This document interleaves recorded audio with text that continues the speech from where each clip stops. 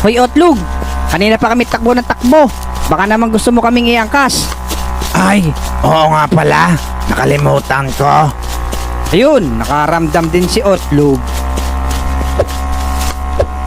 Diretso mo lang Otlog.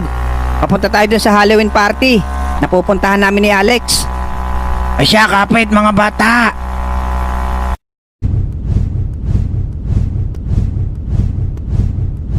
Mare, talagang tinali mo na sa puno para di makaalis ulit Oo Mare, mahirap na. Baka ako saan pa makuha.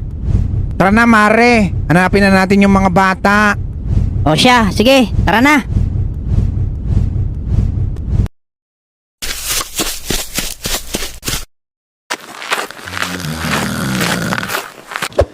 Dito na ba yon, Bogart? Oo nga Alex, dito na yon. Kaso, di tayo makapasok. Oh, no costume, no entry nakalagay.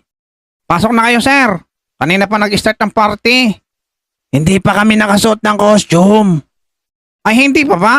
Akala ko yung nakamaskara na kayo eh. Sorry. Aba, nangaasar pa si Manong Guard. Ikaw nga kamukha mo si Smegol. Pero buti na lang mga bata, ready ako. Nakapagdala ako ng pamalit. Yun, buti na lang may pakinabang si Otlog.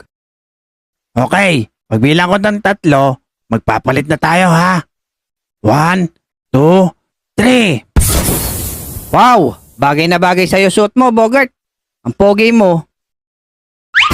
Lagi naman akong pogi, Lex. Up, up, up, up, up. Thank you for the rose.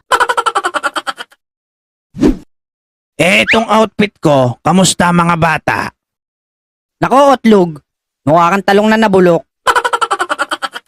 Buisit ka talaga, Bogart. Tara na, pasok na sa loob.